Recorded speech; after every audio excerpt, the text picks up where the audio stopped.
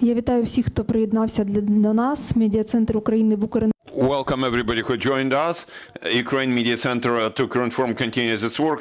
Right now in our studio we have Oleksandr, the spokesperson of the Ministry of Defense of Ukraine. Mr. Motuzyanyk, please tell us what's going on at the front. You're welcome. Thank you. Welcome, dear friends. I'd like to share with you information about the military aggression of Russia against Ukraine. Information as of today, 9th of May. So, the enemy continues its offensive operation in the eastern area of operations. The key goal of such actions of the enemy is still the same, which is taking full control over the territories of Donetsk, Luhansk and Kherson oblasts, and maintaining a stable ground corridor toward the temporarily occupied territory of the Autonomous Republic of Crimea. Over the day, the highest activity of the occupiers has been seen in Donetsk and Slobozhanщина directions. The enemy fires for effect almost along the whole line, front line, and tries to make strikes deep into Ukrainian defense. Tactical aviation of the occupiers made 48 strikes in Kharkiv and Donetsk Oblast. At the same time, Russian long-range aviation made 5 strikes against targets in Mykolaiv and Odessa Oblasts. At the same time, there is still a danger of further use of cruise missiles by the Russian Federation from Black Sea against military and civilian targets in Ukraine.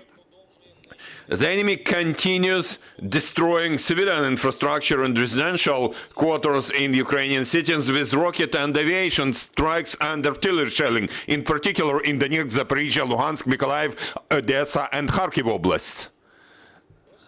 The Russian government makes steps towards integrating occupied territories into Russia.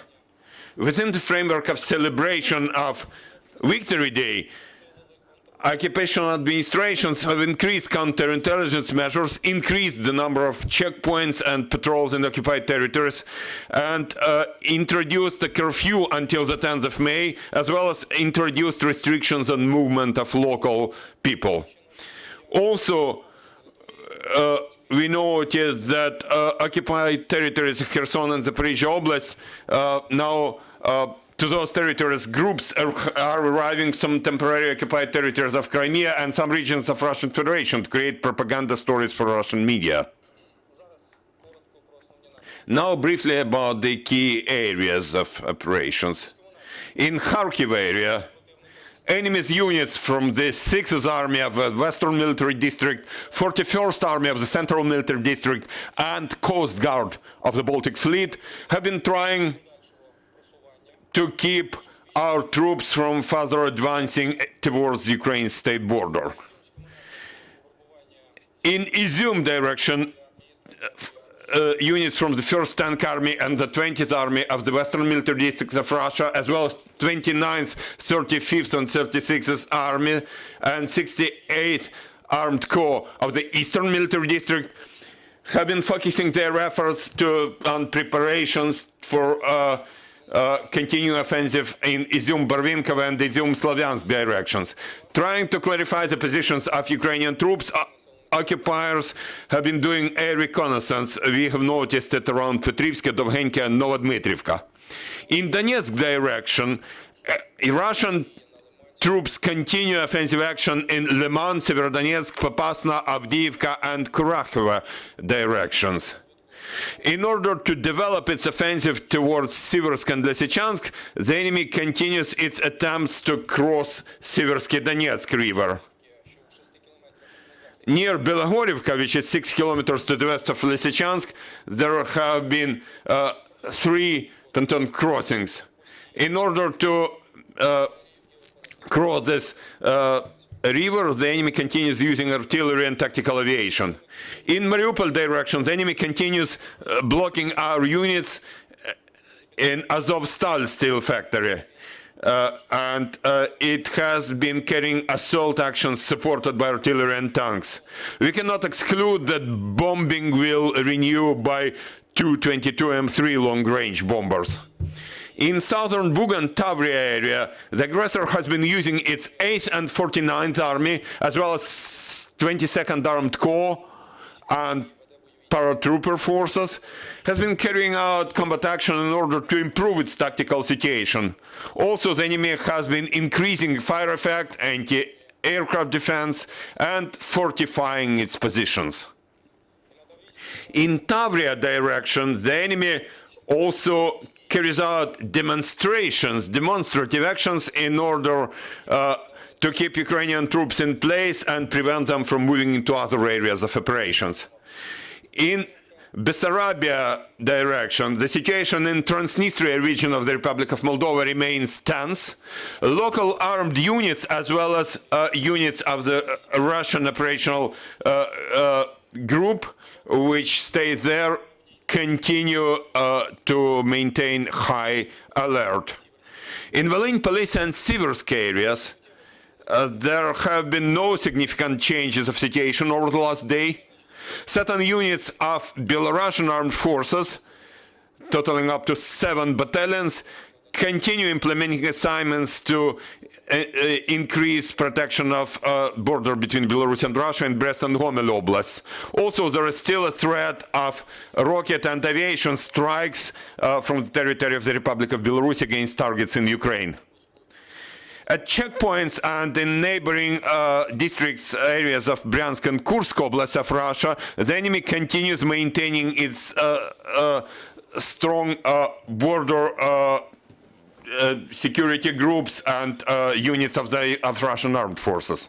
In Black Sea and Sea of Azov areas of operations, ships of the Black Sea Fleet in Black Sea and Sea of Azov continue implementing assignments to isolate the area of combat action, doing reconnaissance and providing fire support for their troops in the coast area.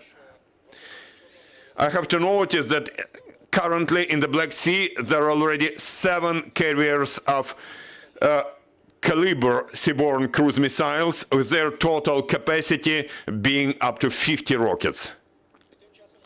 50 missiles. At the same time, Ukrainian armed forces continue destroying the enemy's personnel and equipment. In the last day alone, the units of air defense of the Air Force and ground forces of Ukrainian armed forces have downed 6 Arlan-10 type UAVs, 1 Forpost type UAV, as well as 3 cruise missiles. In Donetsk and Luhansk oblasts, our defenders have repelled 6 enemy's attacks, destroyed 20 tanks, an artillery system, 28 armored equipment units, 1 armored vehicle, and 5 cars and trucks of the enemy. The total losses of the Russian army since the 24th of February until the 9th of May have been shown on this slide. That's all information I have at the moment. Thank you for attention. Glory to Ukraine. Glory to heroes. Thank you, Oleksandr. Dear colleagues, you are welcome to ask your questions. Please speak into the microphone.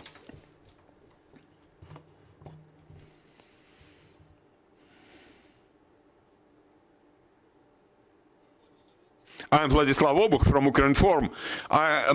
One of my questions is about the information which you just confirmed today, namely that these days, on the administrative boundary between the occupied Crimea and temporarily occupied Kherson Oblast, there has been heavy artillery and multiple launch rocket systems brought to that administrative boundary. Which Ukrainian cities and towns are under the highest danger? And is there any probability that that equipment will be moved further toward into the mainland Ukraine, or it's more about the attempts to keep some Ukrainian troops from moving to other directions? Such actions of the enemy have several purposes. Of course, it's about so-called maneuver. It's about increasing their forces, though that Ukrainian troops located in certain areas would stay in those areas and not move into other areas of operations.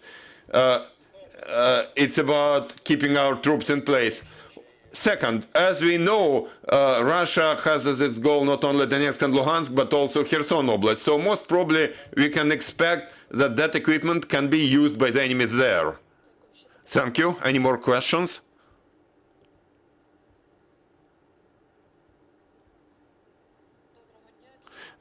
Good afternoon.